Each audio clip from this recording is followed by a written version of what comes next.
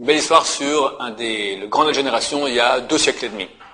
Le Rabbi Yonatan Eibschitz, il a écrit Yarod Vache, aussi Ketou Pletit, des grands livres de psycha. Un jour, le seigneur de sa région lui dit, dites-moi, vous dites que Mashiach, votre Messie va venir un beau jour, mais qui vous êtes? Un petit peuple, sans rien. Même aujourd'hui, on a une armée, etc. Mais on est un petit peuple, on est combien? 6 millions par rapport à 1 milliard 300 millions d'ennemis qui nous entourent, le monde entier. Faut pas rêver, d'accord? Avec la meilleure armée du monde, on n'est rien. Le Rav Shark disait sans cesse, faut pas croire qu'on est ce qu'on n'est pas. On est des petits, très vulnérables, faut faire attention. Alors comment? Lui dit, à plus forte raison à l'époque, on n'avait rien du tout, on était un peuple en exil. Votre Messie viendra, il y a des armées, l'armée prusse, l'armée russe, l'armée française, l'armée britannique, des immenses grandes armées. Comment votre Messie viendra? Comment il va faire la guerre? Comment il va montrer qu'il sera un grand? Du coup, je te montre. Dis à tous tes seigneurs, dans 3 jours, on va faire un concours de combat de coq. Que chacun prépare bien son coq, on verra qui sera vainqueur. Moi, je mènerai mon coq aussi, on verra. Je te montrerai que moi, je serai le vainqueur. Ah ouais? Ok, très bien. Le roi envoie des édits spéciaux à tous ses seigneurs. Venez, dans 3 jours, chacun amène son coq de combat le plus fort, et on va voir maintenant qui va gagner.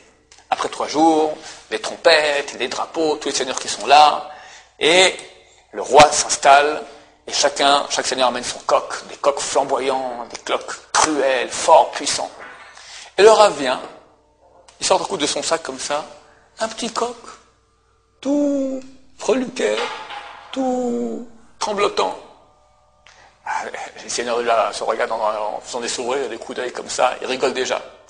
Bon, les trompettes sonnent, le roi ordonne que le combat commence. On jette les coqs dans l'arène. Et le combat commence. Les coqs l'un sur l'autre, ils se griffent, ils se mordent, ils se griffent. Le petit coq du rab, il va se coucher dans un petit coin comme ça, il fait rien du tout. Et à la fin du combat, tous les coqs sont morts, et le petit coq qui sort comme ça, tout penaud, vivant. C'est marqué dans les textes qu'à la fin des temps, il y aura une grande guerre dans le monde.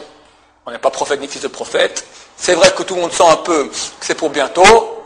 On ne sait pas quand ça se passera. C'est marqué très clairement qu'il y aura une grande guerre entre l'Occident et l'Orient. Alors je rajouterai même un petit truc que j'ai pas... C'est marqué dans les écrits de Rabbi Yoshua Eshel Meapta qu'à la fin des temps, les peuples vont faire la guerre entre eux. Mais ils verront que s'ils font la guerre entre eux, le seul qui va en profiter en fait, c'est le peuple d'Israël. Alors, ils vont tout faire pour ne pas rentrer en guerre. Mais néanmoins, c'est marqué, comme ça a dit Rabbi Joël Meapta, par la tignasse de leur chevelure, de force, ils seront obligés de rentrer en guerre. Et il a rajouté, on peut dire cela en mon nom, comme si on entendait de la bouche d'un prophète.